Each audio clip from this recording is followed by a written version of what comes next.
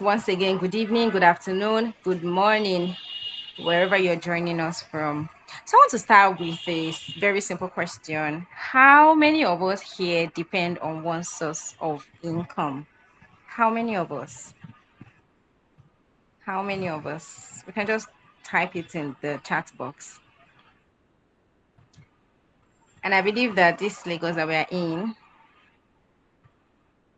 or with this kind of economy that we are in currently in Nigeria, I want to still believe that some of us still have a source of income. Maybe somebody like me.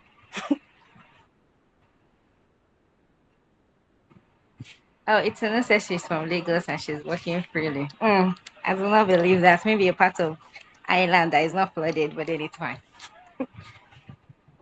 All right. Nobody has answered my question.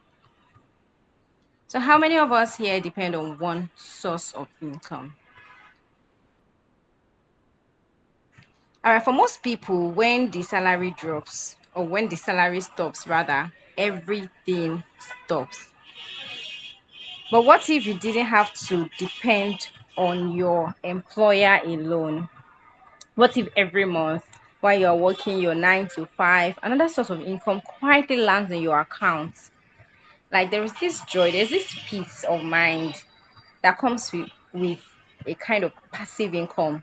Like you didn't really exert energy, you didn't lift a finger, so to say, and the money just keeps coming, sometimes daily, for some hourly, for some monthly, and it kinds of does a lot to not only our bank accounts but also to our emotions. And that is exactly what tonight is all about. Welcome to One Salary Multiple Income, building a real estate portfolio while working a 9 to 5.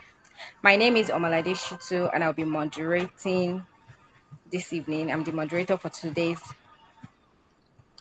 meeting. So whether you are a fresh graduate, an employee, a business owner, or simply someone looking to build wealth intentionally, you're in the right room. So tonight isn't about getting rich overnight. We are not doing Ponzi scam here, and we're not teaching that. It's about understanding how ordinary income can become extraordinary wealth when it's invested wisely. So I encourage every one of us to stay engaged, take notes, and drop your questions in the chat as we go along because we'll have a Q&A session towards the end. All right, Sis Jam is here. Let me not take much of Hi, our hi, hi. How's everybody hi. doing? Hope you guys are doing well. Just I'm checking. doing well from my end. Okay, nice. Adi, how's your weekend? Does anyone want to talk to us about their weekend if it's going well? Let's see. Azuka. Hi, Joy. How you doing? Hope you're good. Hi. Hola. Okay, Clinton. Nice. Hope you're good. You guys can you guys type where you're actually um will I say tuning from? Is it tuning? There is tuning. Is that the Abuja? Okay, yeah. Abuja, nice.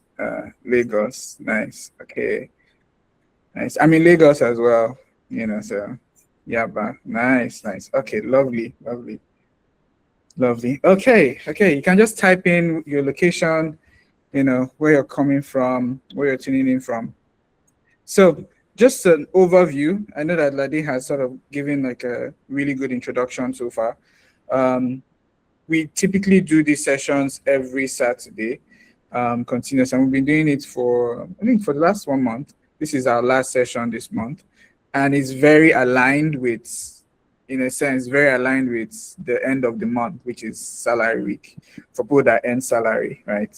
Um, and the whole idea of our sessions like this is to, in a sense, um, showcase some of the things that we do internally. So why we pick certain properties, how we think about real estate investments, so that you're more equipped as an investor with the right information, right?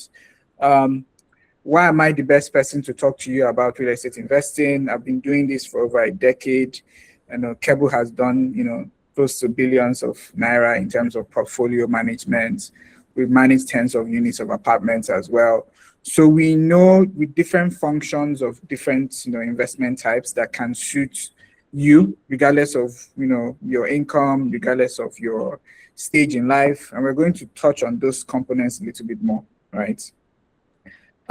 This session is typically termed as home circle, and the idea is that you can ask as much questions as you like. The chat is open. We do have, at the end of the whole, talk and slide, we have a session that you can, ask as much questions as you want. You can raise your hand if you want to talk, and you're open to, ask as many questions as you want, right? Is that good? All good? Thumbs up. You guys can use the thumbs up if fantastic. I love that. I love that. Thank you so much. So let me see if I can share my screen quickly.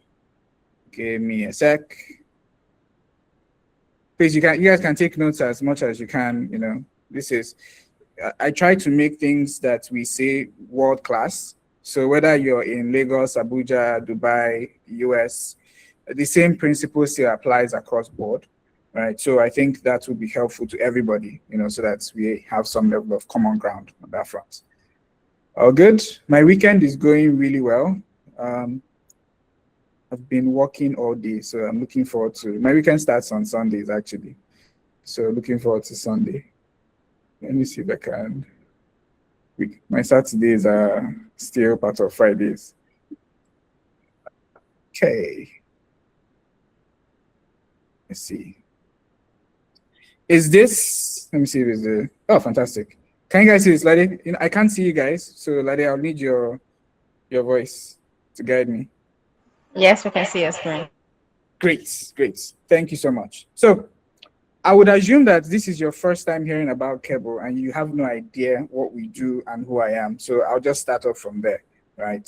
So if you're here, congratulations, you're part of the 1%. 1% of the 1% looking to build their income, looking to leverage real estate as a way to build their wealth over time. Keble was specifically designed for you in mind, right? When we started Keble, we were a bunch of young, hungry people in the society trying to think of how to get into real estate. And that was roughly close to 7 years ago, right?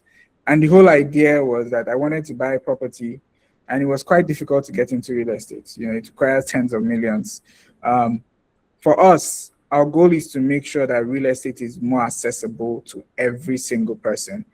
We believe that everyone should own properties, not can, should. It's a matter of necessity. So if you're a global investor, you're buying into the stock, you're buying into bonds, treasury bills, you not having a portfolio of real estate assets is a huge disservice to yourself, right?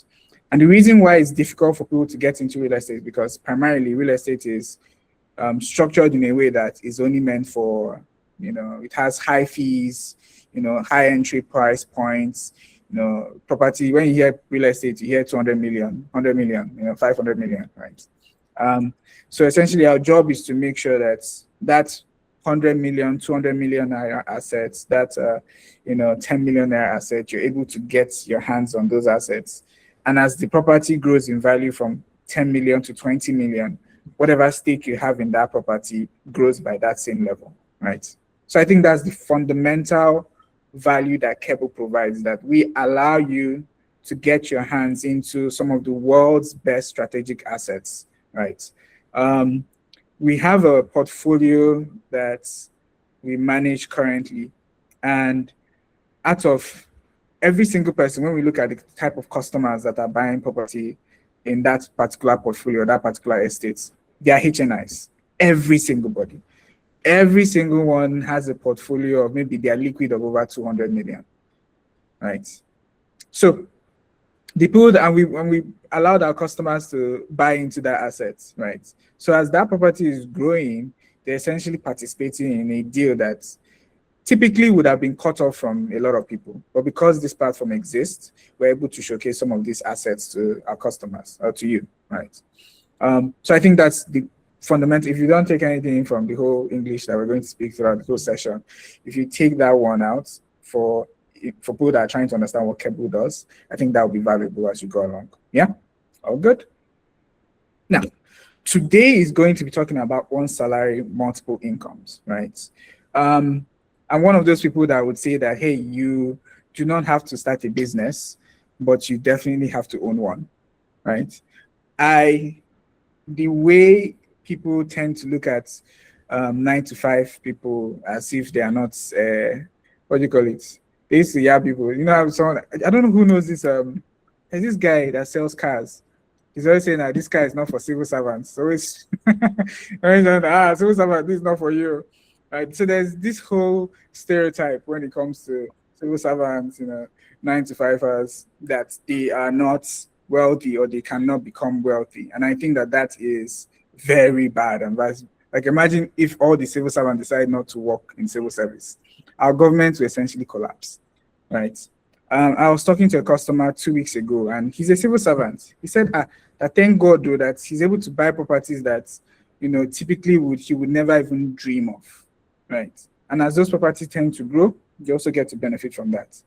So I'm a big proponent to saying that, hey, you do not have to start a business. You do not have to do 9 to 5. You literally have to can chart your life in the most convenient way possible and still come out really, really, really well. Does that make sense? Um, so yes, you do not have to start a business to make money. You can still be a 9 to 5 and still make a lot of money, right? By making the right investments, owning the right businesses, and building your income as you go, right?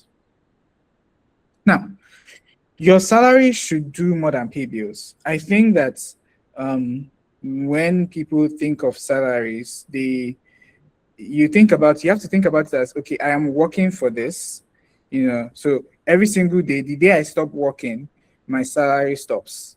So my salary is contingent on me showing up to work every single day, right? Doing something every single day. However, you want a situation whereby over time, I used to call leverage. You have to leverage your capital, right? Capital is a form of leverage to buy back your time. So that's why you see statements like the rich will keep on getting richer. The reason why they keep on getting richer is that they don't conform to time as we do. They leverage their capital, and from capital, they're able to invest in assets that give them 10% every single year, right? They're able to do investments that they can survive on that percentage or that income for a very, very long time. And I think that that is a valuable skill to have, or that's a valuable place to be in, right?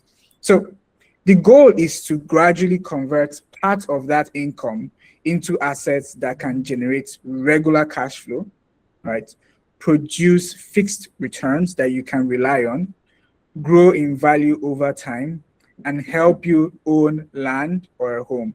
You don't want a situation whereby you're getting to the point of retirement and you're still paying rent, right? I think there's a study made in 2024 that 80% of Nigerians pay rent. That is a huge mistake. Essentially, you're going to be burdened for life.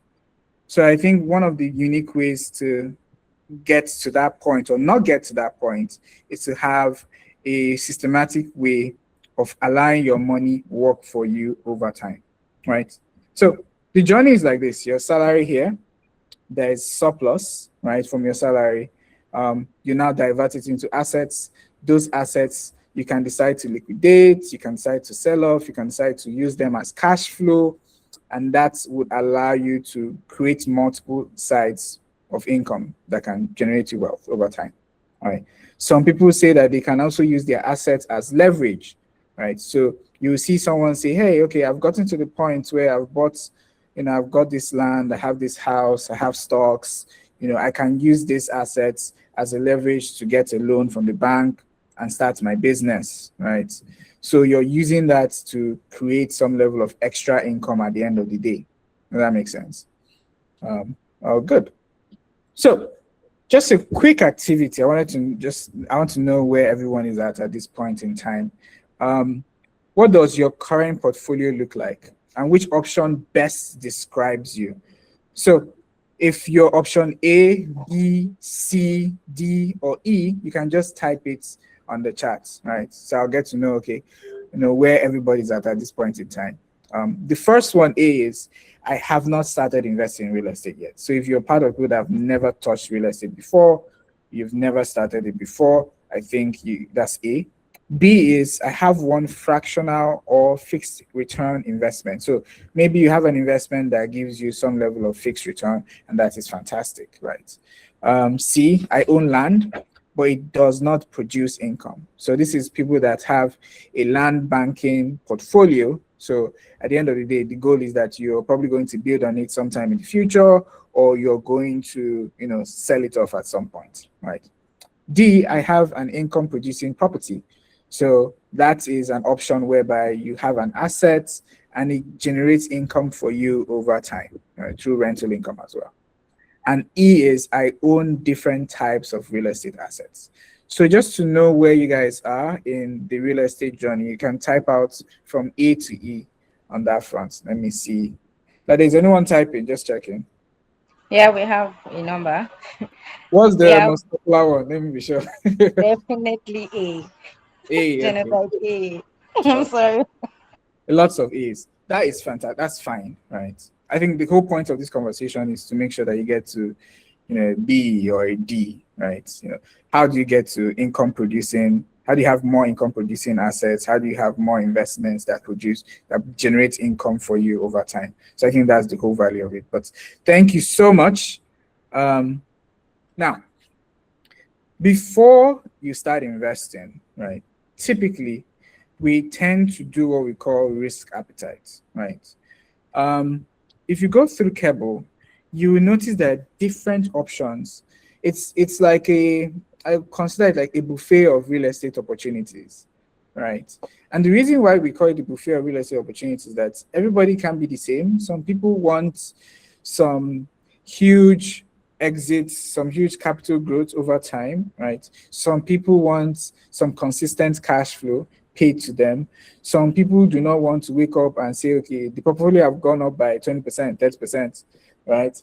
Some people just want to know, okay, if I put 100K, I would get 10K at the end of the year, right? And they're fine with that, right? So the platform allows you as a user, as an investor, to be able to pick and choose whichever one fits your risk appetite. Does that make sense? So two people can invest in the same property and experience it differently. One person may be comfortable with waiting 5 years for appreciation. Another may need regular income within 12 months. One person may be able to tolerate construction delays. Another may need a completed income generating property. So the different archetypes of individuals will be able to decide, which one is best suited for me, and does this property make sense for me at the moment, right? The property may be good and still be wrong for you, all right? This property might be in the best location, might be generating the best possible returns, right? But you're not the right person to own that property. And that's why sometimes we do these sessions so that people are, there's some people that are meant to buy land that they never buy land, and there's some people that are never going to buy land, and that is fine. There's some people that real estate is not for them, and that is fine, right? The idea that the point we're trying to put to you is that, hey, the property might still be a good idea, but you're the wrong person to own that property, right? The property would still grow regardless of whether you own it or not, right? But some people might decide that, hey, I'm owning this for a different set of reasons. I've come across people that are not even, when they buy an income producing asset, but they're not even thinking about the income. They're thinking about, okay, I'm buying this property at 5 million, I'm going to sell it at 10 million. That's the only thing that they care about. The income is a bonus. They're like, okay, this is an extra bonus for me that makes sense, so I don't have to, think about it too much, right? Some people are buying properties because they have extra cash, or they want something for their children, right? So all of the assets can be passed down to your child. And I think that that's something that people would say, oh, okay, this is something that is unique for me, and I'm able to pass it down to someone that I really care about and I'm responsible for, right? So everybody has different risk tolerance, and I think you should be able to know your state at each point in time. So this leads us to, I know that some people do not know their risk appetites. So we'll share a link to you right now on the chat. It's a quick test. This test is a global standard. You can use it anywhere, but it just reminds you of the kind of investor you should be. And the funny thing is that you should be taking this every 6 to 12 months because your risk appetite tends to change as you grow older or as you earn more, or as you change jobs or you change locations or as your life changes. So your risk appetite is never the same. You might be a very conservative person last year, and this year, you're buying all the crypto assets. So the whole idea is for you to constantly check. If you've done it before, check it again to see if you're the same person. And if you've never done it before, this is a good time to check your risk appetite. So I'll give 2 minutes just to make sure that everybody is able to get there. Once you get your risk appetite, you can type it on the chat so that we know that that is good. Lade, you can help me to check if people are already taking the tests. And if you, Lade, you can even take the test and see that, okay, where All you right. fantastic. Okay. So as you're taking the test, you're going to obviously explain some of the nitty-gritties and just breeze through them. The reason why you should understand your risk appetite before you're even building a real estate portfolio is that your portfolio is a description of the risk that you're willing to take. So based on the level of your risk appetite, you're able to now design the right portfolio for yourself, right? If you take this every 6 to 12 months, you're able to now decide, okay, this year, I think my risk appetite is able to accommodate X type of assets, and it's not able to accommodate this type of assets. And it could be from a point of, sometimes it could be from a point of, okay, I don't have the capacity to do this. Or it could just be that, okay, my risk tolerance at this point, I just have a child, I want to think more about this youngling, right? Or I'm retiring soon and I want something a bit more stable and consistent across board. So it really depends on where you are, and we're able to just touch those different options along the way. Let me know if you're done. Thank you.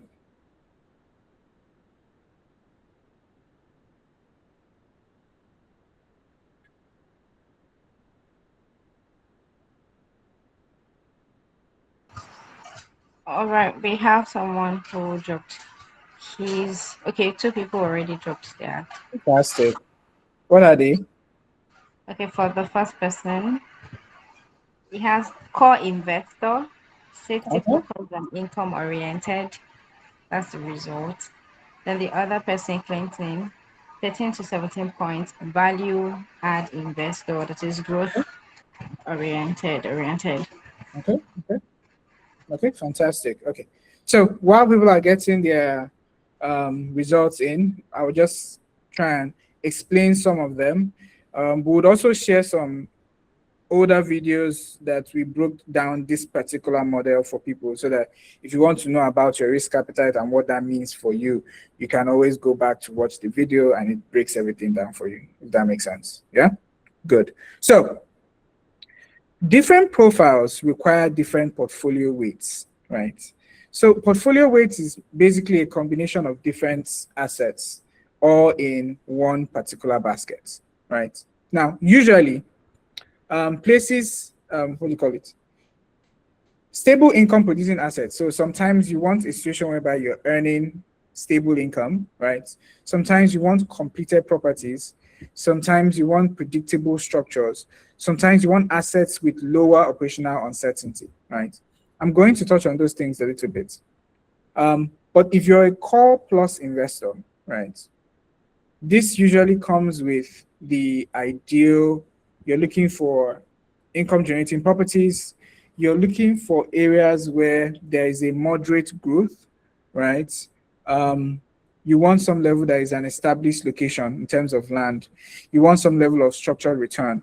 So a core plus investor is probably going to be looking for areas like Lekki, Axis, very mature markets, you get what you invest in. So you're very confident in what you're going to get at the end of the day, right? This should be core investor, right? Then core plus, then value add, then opportunistic, right? Core plus is they are very if you have a core, if you're a core investor, if your results brought out core, you don't even want to take any risk. So you want a completed project, you want stable producing assets, you want something that is profitable.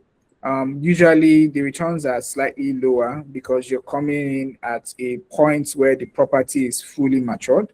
So this is someone that is fine with not taking any additional risk on that front.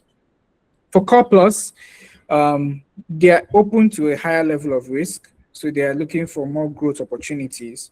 They are looking for more structured returns. So anyone in for core and core plus individuals, they are probably looking at established locations. So you see people maybe in Ikoyi, in VI, in Lekki Phase 1. That is a core plus mature environment. You're not going to get any, 30% in 1 year kind of investments. Does that make sense to me? Yeah. Now, if you're a value add investor, what you're going to be looking out for is you're looking out for things that are under construction. You're looking out for opportunities that you see people that do flipping. So they buy properties that are run down. They tend to flip it, convert it into a shortlet, convert it to a hostel, and then they rent it out, right? So they're looking for stable assets, but they're also looking for things that are not fully done. So they want to add value. That's where the whole thing is for you to add value to something, it means that there is still room for value to be added, right? There's still some margin that you can squeeze out to be able to earn an additional level of income from that investment. So you're looking for things that you can improve, things that you can add more flair to it. So I know someone that bought there was a hotel that I passed recently, and they're essentially converting that hotel into an apartment complex. So hotel rooms are being converted to studio apartments because I think for them it was difficult to manage the hotel facility, make it profitable, and so they don't even want to manage that, or they just say, okay, let's convert this thing into a residential unit. It's easier for us to book it and move from there, right? So there are different ways in which you can be able to look at opportunities. But from a value-added investor, they are looking for things that need some level of additional work for it to provide some level of added value, right?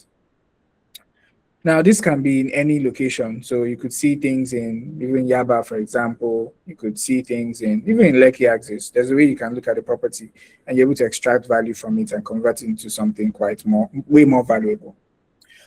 Opportunistic investor. So these are areas that are emerging. So areas that are it's not so obvious now. So imagine you investing in Bejuleke in 2010, right? It's a very opportunistic person. That person is probably buying it for 3-5 million then, and they're able to generate multiples in terms of returns now if they want to sell, right? So you're looking for early stage developments, you're looking for long-term capital appreciation.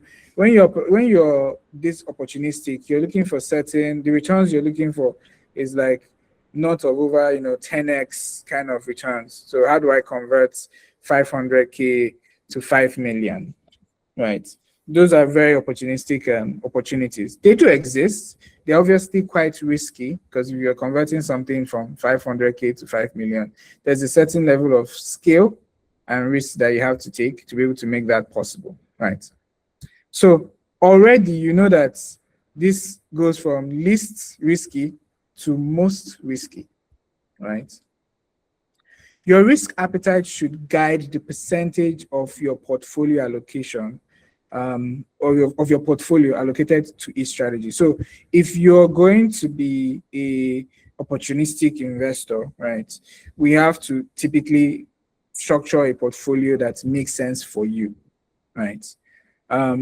Especially protecting you from downside, because sometimes when you go all out on certain opportunistic investments, if you do not have a layer or a buffer, right, you might lose all your money, is in every single investment. Whatever investment you're doing now, stocks, crypto, you want a situation where if no matter how opportunistic you are, you want a situation whereby you can protect your downsides, right? Now, what is a real estate portfolio? A portfolio is more than owning several properties. A real estate portfolio is a collection of property assets selected to achieve specific financial goals, right? The whole point of this conversation is for you to expand your horizon and say, hey, okay, there are opportunities here that I can leverage. I can decide to own certain landed assets. I can decide to own certain income generating assets. I can decide to own certain fixed investment assets. We have customers that are well diversified generally. And I think if you're well diversified in that exit, you're able to manage your income well. Now, the three jobs in a property portfolio, right? There are core things that you should look out for when you're building your portfolio. There is the fixed returns. So you want a situation whereby you're constantly getting some level of yield every 6 to 12 months, right? You can decide what to do with that yield. It's low effort, it's consistent, it's fixed. You're not stressing too much about it. So it's well structured on that front. There is cash flow, right?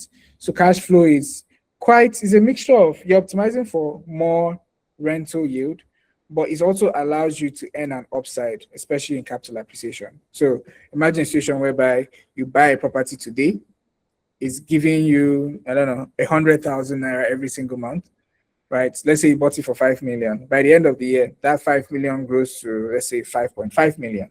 You're still getting your 100K every single month, right? That is a cash flow play. Does that make sense? So in a whole year, you've gotten 1.2 million in cash flow, but you've also gotten the 500K added to your capital base, right? Now, the next one is also the long-term plays. So this is for people that are thinking long-term investments. This one has the opportunity for you to get outsized returns. So you see a situation whereby you're essentially making a 400%. It happens in real estate. Like you see individuals making 400% growth, 500% growth, and that is existing in the marketplace today, right? So 3 ways, just to wrap this idea off, is one, there's the fixed side, right, where you're structuring some level of predictability, consistent cash flow. You know, you just know that, okay, I'm going to get X in X timeline, right? The the cash flow play is more consistent, quarterly income, monthly income, and you can reinvest your capital, you can invest your income over time. And long-term plays, a typical assets that is a long-term play on the platform is probably a Cardiff Polo Resort, right? That's an off-plan development. You're owning the land, and that land is being converted into a boutique hotel, and you get a piece of that boutique hotel over time, right? So these are long-term plays. They have high level of risk attached to it, but also have a high level of return added to it as well. So that's where you see certain things like land, off-plan developments, emerging location properties, and the likes. Now, you understand your risk appetite. You understand the concentration of different plays you can make. You have the fixed investments, you have the cash flow, you have the long-term growth. But how do you manage the portfolio on an ongoing basis, right? Typically, assets like this, especially in real estate, because we are dealing with micro units on the platform, you're able to allocate returns across board, which is fantastic for you. So now you're saying, okay, I want fixed income opportunities, I want cash flow, I want long-term plays. At some point, you want to diversify across board, across locations. So you see someone that would say, okay, I would pick certain, for me, I might take properties on the mainland, on the island, and I can diversify across board. Or if I want to pick assets outside of Lagos, I can pick Ibadan, right? And I can pick Ogun State, right? So those are things that you can be able to diversify and reduce your exposure across board, right?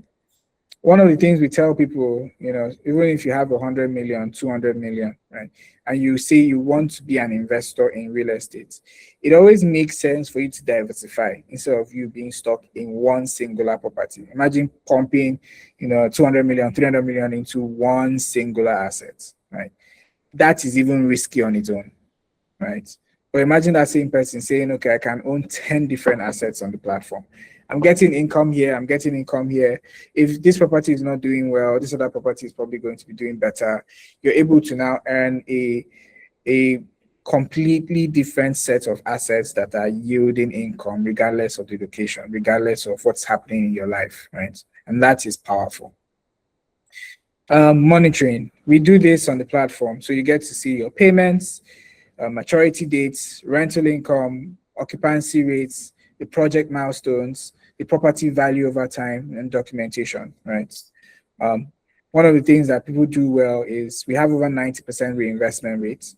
That means that for every, 1,000 naira that comes in, people reinvest 900 naira back, right?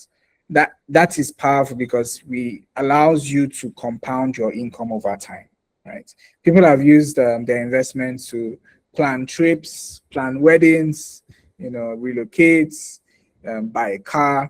There's so many options when you manage your portfolio really well that gives you freedom to do things, seize opportunities when you want it. And I think one of the added things that we're going to be rolling out later in the year is the facility option. How do you use the property itself as a collateral to gain access to capital? And that capital can be used to start a business, to invest in more opportunities without selling the asset that you have, right? Then there is rebalancing. As your portfolio tends to grow, it's normal for one property to outperform the other property, or one side of your portfolio, maybe the cash flow assets are doing way better than the fixed income opportunities or the long-term plays. So in a situation, you might want to rebalance it so that your portfolio is a little bit structured. You don't want to be too heavy on just cash flow assets and you don't have some long-term plays.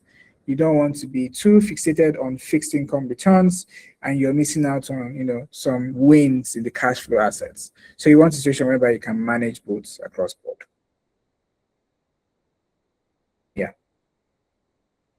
So you're going to look at cash flow management, fixed return management, and long-term play, right? From a cash flow perspective, some of the assets that we have, there are certain things that you need to understand about them, right? Most of our cash flow properties are on the co-ownership side. You can also buy up the entire unit if you choose to. The reason why we have the cash flow assets on the co-ownership side is for diversification purposes, for easy access to investors, and it's literally on autopilot. What that means is that all you have to do is to make the payments and you own the slots, and that slots tend to generate income for you for life, right? It generates a gross revenue and fees are being taken. So we have management fees, maintenance, power, security, cleaning, insurance, marketing, taxes, cash reserves. Whatever is left is now distributed across all the co-owners, right? The major thing is that consistently you have a cash yielding property that is constantly growing in value as well, right? Then the fixed return, this is basically simple. You have a start date and maturity date, and you just have a way in which the income is being paid to you. Sometimes it's paid after maturity, sometimes it's paid every single month. We are launching one that is paid every single month, and then we are launching another one that is paid upfront. So if you decide that, oh, I want to invest my money and I want to take something upfront at the beginning of my investment timeline, we have that option. If you want something that is paying you rental income every single month, we have that option as well. So fixed return plays can provide predictability. So these are, I think if your risk appetite is very, very, very, very low, this is one of the options that you can take. Then over time, people typically start from here. Then over time, they get some confidence. They're able to make larger bets and other things. This one is long-term play. So long-term does not mean you buy and forget. Like I mentioned, we have Cardiff Polo Resorts in this axis, there's a long-term play, right? Things to track: title, fiscal allocation, project delivery, infrastructure, community development, the likes and the likes. The major thing to note in this is that one of the areas that you should understand is the mechanism of how the returns are being generated. So is it going to be a sale? Is it going to be a rental income? Is it going to be a combination of both? Right? Some people have a portfolio that it has a timeline that they want to earn rental income. Let's say for the first 5 years, I just want to focus on rental income. And for the next 5 years, I will see if I will be open to selling, to exiting the portfolio, right? They might not say I want to sell now, but I'm open to that. The beauty about Keble is that when you buy assets through us, we're able to help you sell, right? So you're not left alone when you buy an asset and you're just like, oh, what do I do now, right? Now, how to allocate your portfolio? There are different options, right? I think what is best is to make sure that you understand your risk appetite, whether you're a core plus, value add, opportunistic. You're now able to balance it across board. So it really doesn't matter. This is something that is a template, but it's not a rule, right? Based on where you are, and we can have like a personalized conversation on that. Based on where you are, we can structure something suited for you that makes sense for you. Now, this is a fixed return assets. We have it on the platform. I think it's starting with 20,000 naira. It's a resort location, and you're getting 75% in 16 months, in 36 months, right? This is a residential project. It's located, I think, in Ebe Alafia Resort. The whole idea is that you're essentially participating in the development of the estate. So very long-term play as well. This is a cash flow asset. Here, the property is already, I think you should go live before December. So if you're interested in owning something like this and participating in owning an asset that is yielding consistent cash flow, this is a really good asset to hold, and it yields cash flow consistently. I think that's beautiful. The net income is 22 million. This property probably in a year is probably going to generate over 36 million naira gross. So it's a very fantastic location to own. And there is added value. Like I mentioned, we have Phoenix. There is a combination of cash flow and added value. You're able to participate in owning a piece of the property through a slot. It's still in the early construction phase. I think they're still on ground floor, but you're able to capture value now because people that bought in earlier, the price keeps changing, the price keeps appreciating. So as the price value goes up, you're benefiting from that as well. And when the property is now up and running, you start benefiting from your, cash flow on that front.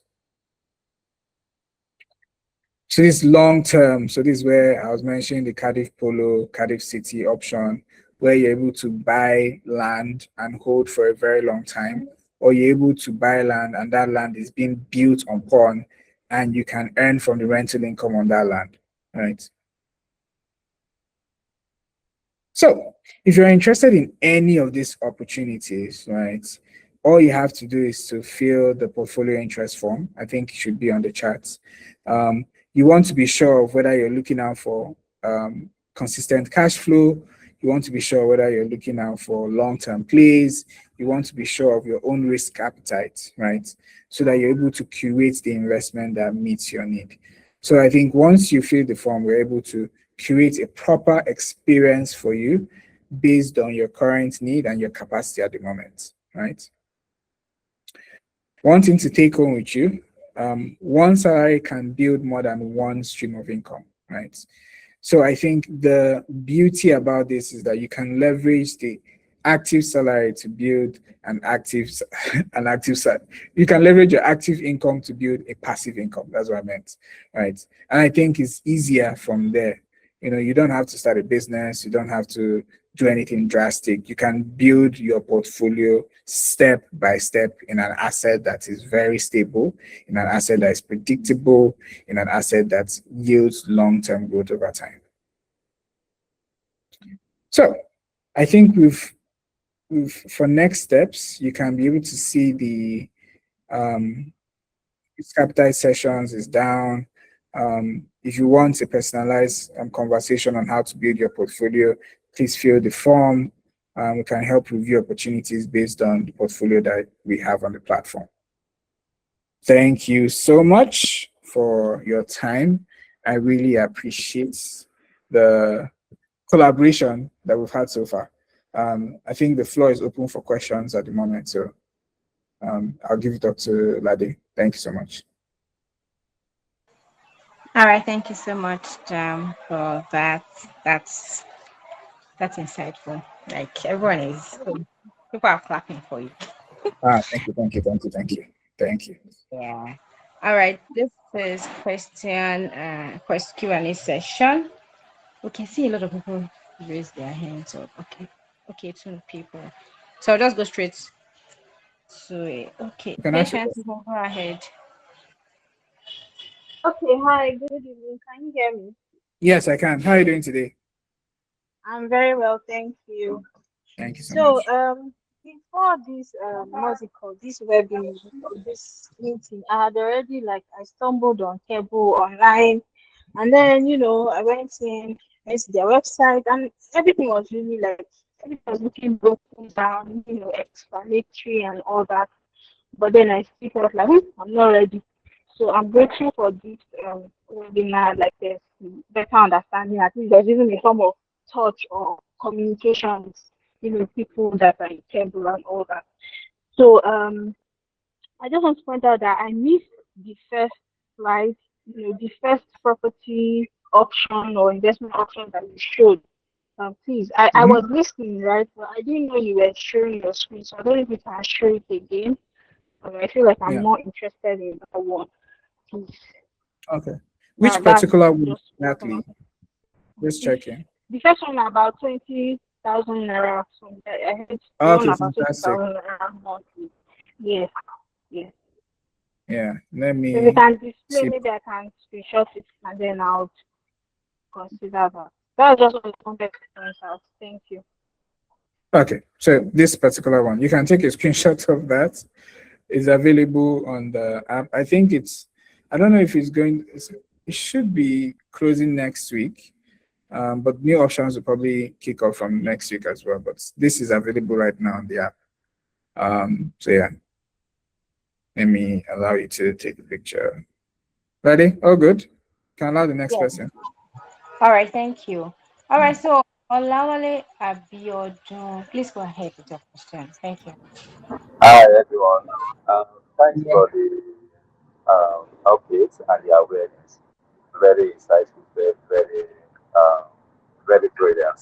I love the Thank you. concept. Um, this my question is: what protect the investors? What is their how can they be sure that their investment is secured and Yeah. is protected? Great question. Thank you so much for that question. I really appreciate it. The first thing you need to know is one, we have been doing this for 7 years, and we'll probably do this for the next 7 years as well.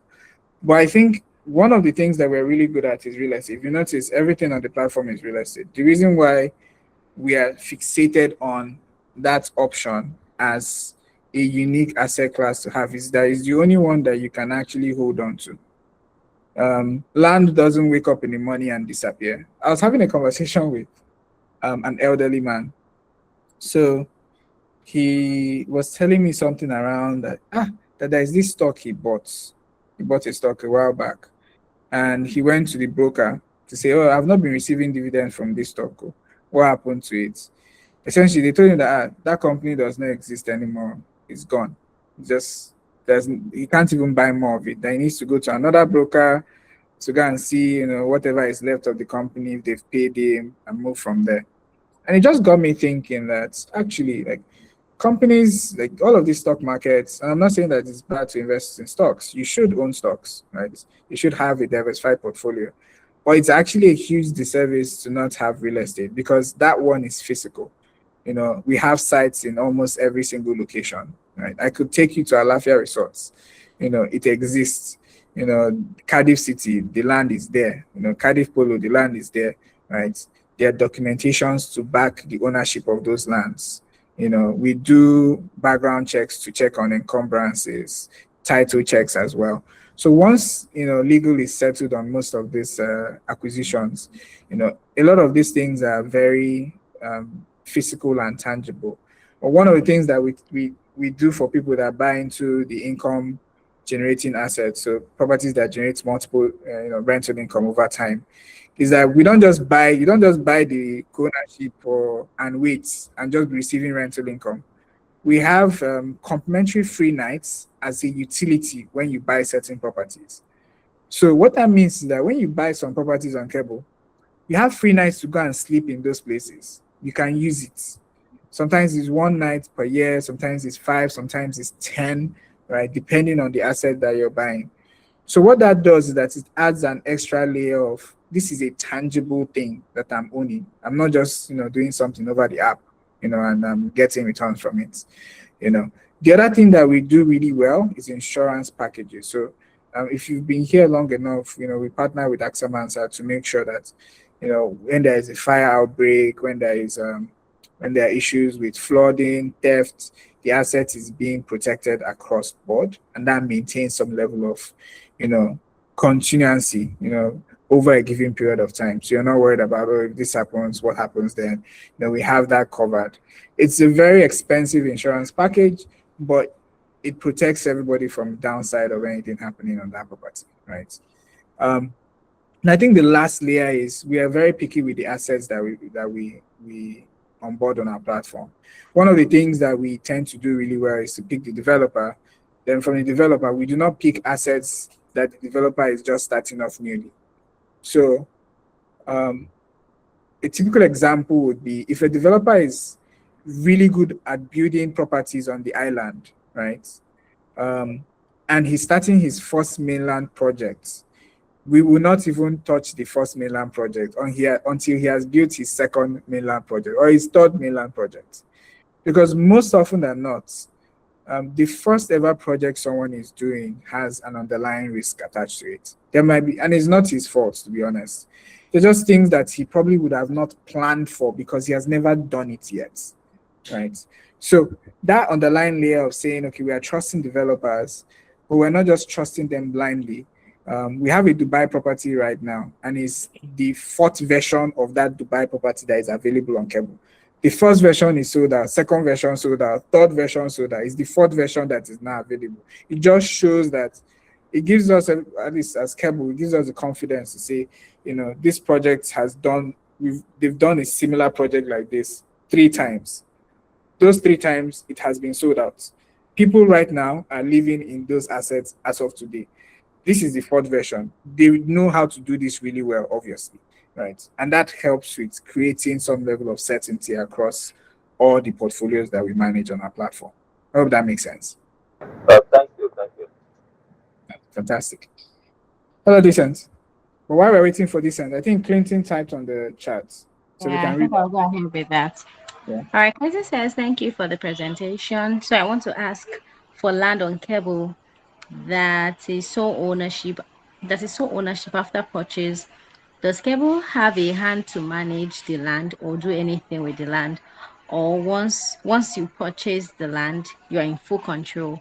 And if in full control, say you want to sell it, be through Keble or by yourself. I hope you get the question, John. Fantastic. Great question. So we do have assets that we solely, if you're buying land, we have assets that we solely manage. And when I say manage, we have a timeline to develop that property. So if it's a land asset, we have a timeline to develop the property. We have a timeline to manage the development on that property, and we have a timeline for exit on that property.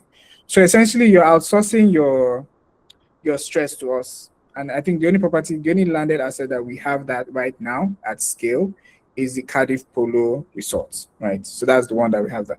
Every other platform, every other landed asset is solely managed. It's not solely managed because at the end of the day, like you're probably not going to be going to the site every single year or every single month. We go to the sites more often. So in a way, even if you buy the entire 5,000 square meters or 1,000 square meters, 150 square meters, Keble still has a hand in maintaining the property on an ongoing basis, right? So that, grass is not covering your land, there is no encroachment, you want to make sure that your land is still intact, right? So when you decide to sell, Keble is also involved in making sure that we have the right pricing for you to sell and we can connect you to the right buyer, right? So one of the things that we're able to do is that you're not alone, whether it's managed consistently with that managed plan or whether you bought it solely on your own side, we still have a hand in making sure that the asset is, will I say, controlled and allow you to sell it off when you choose to sell it off. Or in the process of you holding it, we are able to manage it and make sure that the asset is there's no issue on that asset. Because if you close your eye, for 1 year, 2 years, grass will just cover your land and you don't know what's happening there. So I think that's a value add that we bring to every single land that we buy. The other thing that is beneficial is that when we buy land through Keble, regardless of whether it's sole ownership or co-ownership, it's usually in a cluster, right? So what that means is that let's say you buy 300 square meters of land, 500 square meters of land, right? Um, it is just you, right, that you're buying your portion in the whole estate. However, with Keble, what we've done is that your 300 square meter, we're going to aggregate it to other people that bought 300 square meters, 500 square meters, and create a caucus and create a block, right? That block is now a Keble block.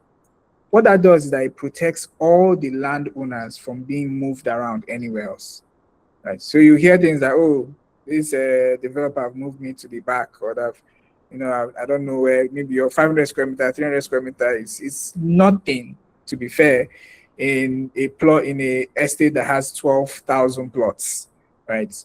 But when in an estate that have 12,000 plots, there is a block of Keble customers that own 5,000 of it. It's quite difficult to move you around, right? So I think that block protects everybody across board. Yeah.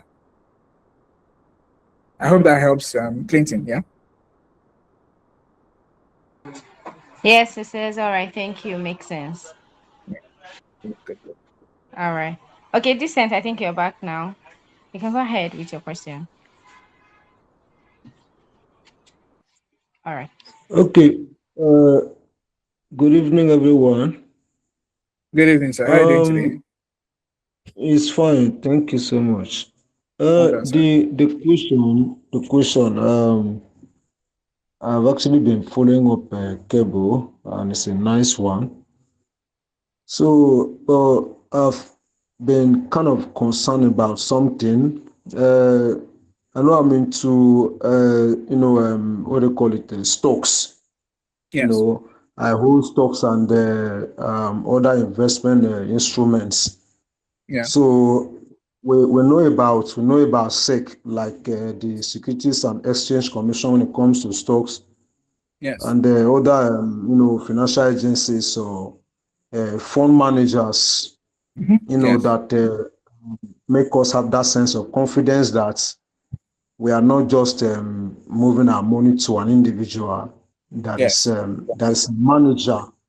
Yes. So I want to find out, Cable, does it have any fund manager or kind of certifications, constituted certifications that give us confidence that our funds is legally managed? Yes. Good question. It's very Thank you. important. Yes, very important question. I like that you're coming from the angle of you're managing stocks. Stocks are equity-based assets. You're buying companies that are highly liquid, highly volatile, right? When you're thinking around, please, my network is down. Okay. Yes, it's recorded. When you're thinking about real estate, we play by a certain level of rules. It's very localized. So when you're buying stocks in Nigeria, in the US.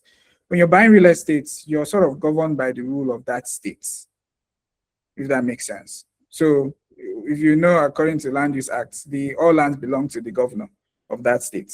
So the rules are based on a state by state level. That's why we are not in every state. We are in selected state, and we tend to graduate from one state to the other based on certain certifications that we get, certain approvals that we get in each state. For example, if you're doing any projects in, let's say the core projects in Lagos, for example, we need a certain level of approvals for any project to go up. There is LAPSCA, there is LAPSTAR, there is also what we call, we have Lacerera license that is certifying us to even sell the assets, right? You can't, anybody that is selling any assets in Lagos without that license is essentially doing it illegally. They've not started imposing any sanctions yet, but that is a sanction that can be imposed, right? So every single asset that we have, right, is governed by the state licenses and the permits that we get, right? And I think that that's fundamentally how we operate. So it's slightly different from, the SEC side because we're not managing any funds on that front. However, you're buying into assets that we already manage, that we're already selling, and we are mandated to actually make sure that we have the right licenses to sell those assets, right? And have the right permits to actually build assets on the land that we have, right? Now, the other thing is the EFCC side. Because we are moving large funds into real estate, we have to account for those funds through EFCC, right? So anyone that is buying assets on the Keble platform, your names are under a register that we can pinpoint to say, hey, person A bought this property located in Lekki Aja, right? Person B bought this property located in whatever, in Phoenix property, right? All of those things are aggregated because of the licenses that we currently have at each given location that we manage. I think that's one of the reasons why we've not even launched a project. We've seen projects in Enugu, in Owerri. We have to get permits at each zone to be able to build what we need to build, or to be able to even sell what we need to sell in that location in a much more coherent way, right? So just to summarize everything I've said, there are permits for each building that we do, right? And those are licenses to actually build in this particular location. We have a Lacerera license that allows us to sell across board any property that is located in this axis. We have a ASCC license that allows us to manage the funds properly, to make sure that we are accounting for the individuals that are buying the properties, so that we are accountable to those people as well, right? So when you cumulate all of that, those are the things that we actually provide to be able to run the business properly. Does that make sense? Yeah, so we can send those details to you. All of those are documented, and hopefully that will give you the confidence to move forward. That will be fun.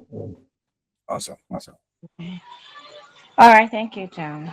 I wanted to highlight the fact that you mentioned SEC and also say that SEC is for stock and real estate has its own.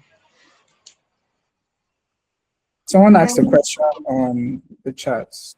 Yeah, I want you to go ahead with Queen. Okay, Queen. Yeah, fine. Okay. Yeah. Good evening, everyone. Hello. Josemaria, that was a beautiful presentation. Thank you. My name is Queen. So my own question, I have like about two questions, if you don't mind. So it centers around accountability and governance. So Sure. if Keble makes an error during a transaction, for instance, Yes. what accountability mechanisms are in place? Okay, fantastic question. Can you, because there's so many errors that went through my mind, can you give me a scenario of an error, if that makes sense? What kind of error would be catastrophic in your mind? Maybe documentation error. Documentation error. Fantastic. Okay, great. Maybe post-sale documentation error. Okay, great. So let me give you a scenario of what we do when we're looking into a land that we list on the platform. Sorry, let me pose my second question so that you can take them. I wouldn't know. Is that okay for you? That's fine. All right. So, and then secondly, what customer protections, let's say, are written into Keble's terms of service regarding, let's say, property ownership and post purchase support? Okay, Yeah. good. Thank you. Okay, so the the one is customer protection in terms of co-ownership and posts. Then the first one is on mechanisms for governance. On the governance angle, the typical scenario that we tend to do before we list any assets on the platform is, first of all, we gather all the necessary information from the developer, right? So typically that's the first step to know if it's worth our time. And every single month, we tend to, like I say, decline certain projects because it doesn't really fit the criteria that we're looking out for. So the first thing is to get all the documents. It was typically most developers would have a written deed of assignment or a JV agreement that allows them to actually buy the land from any family or any other party that owned the land in the first place, right? So we want to make sure that we have visibility on that document, and we want to clarify if that document is even valid, right? So that's one. That's the first layer. The second layer is that we do physical inspection, right? So we actually go and visit the place to make sure it exists. And we take what we call a Google pin. So some people, because we have customers all over the globe, they might not even know where Monia is or where, Aviation City is located, but they are able to sort of use Google pin to be able to find out. It's because we've actually gone to inspect that place and see if that place truly exists, and also chart it as well, right? So that's on the second layer. Once we've looked at that, we combine every single detail and we go through what we call a rigorous legal approval process. So what the legal team is meant to look at is, okay, first of all, are the documents authentic, right? Secondly, are there any encroachment issues?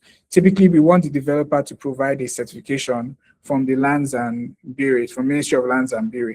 They will give you a certification stating that this property is, government is not interested in this property, or government has no interest or any encumbrance in this. There are no issues here. That is literally signed by the Lands and Ministry of Lands and Bureau from each state, right? Now, our legal team is meant to verify that and come back to us, right? Aside from that, there is the local side of it, which is there's always a community chief, there's always a community member in each location that knows something that we do not know. Even the legal people might miss it, right? So we had an issue, wasn't an issue, but we had a situation whereby, legal has given thumbs up, but the community people are saying, okay, it's thumbs up, but you need to know this because you might not know this because this was happened over 20, 30 years ago, and you want to have all the context available to be able to make a decision to go forward or to leave it, right? So these are things that we do from start to finish to be able to say, okay, this is the right property to pick. We also have an investment committee that says, okay, should we go with this property or not? And that consists of the chairman, me, obviously, and some of my co-founders. So I think that's on the benchmark of how we are thinking about certain investments. I mentioned earlier that we do not pick, even if it's a large developer, and we don't pick developers willy-nilly, but even if it's the developer that we're working with for 5 years, we do not pick their first ever project. So if it's their first ever project in a certain location, even though they've been doing business fantastically well in other areas, right, which is great, right? We are always looking out for, okay, let's start with your second project in that location, right? Because typically in your first project, there's always something. There's always there, and it's not their fault. It's just part of the business. There's always something off. Maybe they missed out on certain, projections. Cost might increase. They might price it differently. So all of those things are part of, testing out with their first projects. We've been in certain projects like that. It turned out fine, but it's just a headache on that front, right? So we lean more into the second project, the third project, someone that has done something similar and they're just redoing it again because their customers feel comfortable to pay for it, on that front. So I think that's on the governance side. On the protection side of customers, when you're buying property, right, you have certain documents that are given to you, right? And those documents are binding, across board. They are signed by a certified lawyer. You can obviously review it, and we review it on our own end, but those contracts are binding. Now, for a project that we manage hands-on, so let's say properties that are in the ownership side where it's more cash yielding, right? You don't just get a deed of assignment, which is a transfer of ownership. You also get a co-ownership agreement, right? Right. That co-ownership agreement is essentially stating that this is our fiduciary duty in managing these assets, and this is your duty as well. And you guys can actually decide to kick us out, right? 70% of Right. you guys can Right. say, hey, I'm not comfortable with how Keble is managing this property. Maybe you need another administrator, and you have the ability to do that, and that's fine, right? So the ownership agreement provides that level of safety for individuals that are coming in to, especially assets that we actively manage, right? To make sure that customers are protected across board. The other thing that is also important is that agreement also states that, okay, hey, you can decide to sell your assets anytime. So that's the beauty around some of these things that we do, is that I'm fully aware that whenever it comes to selling any apartment or building, you should just lock in 6 to 12 months, as your window for sales, right? Keble has managed to shrink that to 3 to 6 months because you're dealing with a smaller ticket size sales. You're also dealing with a community of owners that might be interested in buying you out. You said might be interested in buying someone out as well. So that allows a concentration of what we call network effects, that people are able to participate in, the options and help you liquidate even much more faster than before. I hope that makes sense for you, Queen. Yes, it makes sense. Thank you so very much. Thank you so much. I think time, Ladi, it's time. All right. I need to read out this question before we leave. Okay, Okay. so the question is, thanks for the presentation. Okay. If I purchase the land at Aviation City and decide not to do anything with it for 5 years or more, and Keble manages the land for me, will I be charged for that period that Keble Yeah. manages the land for me? And Yeah. can the land be used for commercial purposes like renting it out and income accruing from the land managed by Keble still when I decide to when I decide to sell after 5 or 10 years? Will Keble be involved? Thank you. Yeah. So the answer to all the questions is yes, yes, and yes. So if you own Aviation City, right, and Keble is essentially managing it, you're essentially giving Keble the responsibility to make sure that the property we keep tabs on the income, not on the income, the price growth of the asset. So when you're buying it, you're tracking the growth on your application, right? And you're seeing that, okay, this property now has changed from, 2 million to 2.5 million in the market today, right? And we revalue it every 6 to 12 months to just show that, because obviously land prices don't change like stocks. It's a periodic sort of kind of gentle movement or compounding movement over time. So yes, there is a management fee, a yearly fee, depending on the land. I think it's like 20K per annum, right? Just to make sure that the assets is being maintained and it runs properly on that front. So depending on the land you're buying and where it's located, on that front. If you're using the land for commercial purposes, if you're buying Aviation City, there are, what do you call it? There are zoning in the city itself. So you can use it for commercial purposes, you can use it for residential purposes, and you can use it for industrial purposes. Again, this is in Ogun State, so there is always room for industrial facility, right? Now, if you're going to be doing that, you have to let us know ahead of time. So if you want to do commercial, you have to let us know so that we start zoning you properly into the commercial axis. Not that you buy residential or you have a plan for commercial and we are now zoning you into residential. It will not work, right? Think about it like this. You do not want to be in an estate where you're coming out of the estate and you're seeing someone blasting gen of their industrial plants next to you. You want a situation whereby You come out of your estates, everybody is their neighbor and it's fine. Everybody has their own house, it's cleaner. Then you want to go to work, you go to the industrial layout side. If you want to go to commercial side, you go to the commercial axis, right? So think of it from that perspective that, okay, they want the zoning to be structured in a way that if you want this business to, if you want the commercial side, there's a commercial axis on that front that is designated for that, right? So I think that that's something we can help you do to make sure that that is properly managed on your part, right? If you decide to sell it anytime, whether 5, 10, 2 years, 3 years from now, Keble is constantly involved in that side of things. I think that that is something that we take very seriously, right? Because what typically happens, and I've experienced it myself, is that you buy a property from a developer and they essentially just forget you because they're always like, on to the next project, you get. And they've probably not thought about it fully, on that front. So most people that buy land, when you get to the developer, you ask the developer, okay, please help me sell this land. The process to you, even giving them details, sending emails, some of them will tell you to go and call an agent to help you sell it, right? So it's a very stressful endeavor, and I've gone through that endeavor before. I don't want anybody in Keble to go through that because it's very stressful. So what we tend to do is, if you want to sell it, they have you have a listing site in your dashboard, right? That will allow you to click on lists. Instantly, that asset is going to be put into the backlog of assets that we're intending to sell to the next person, right?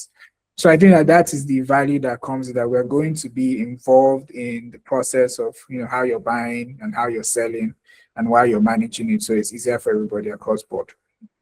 I hope that answers your question.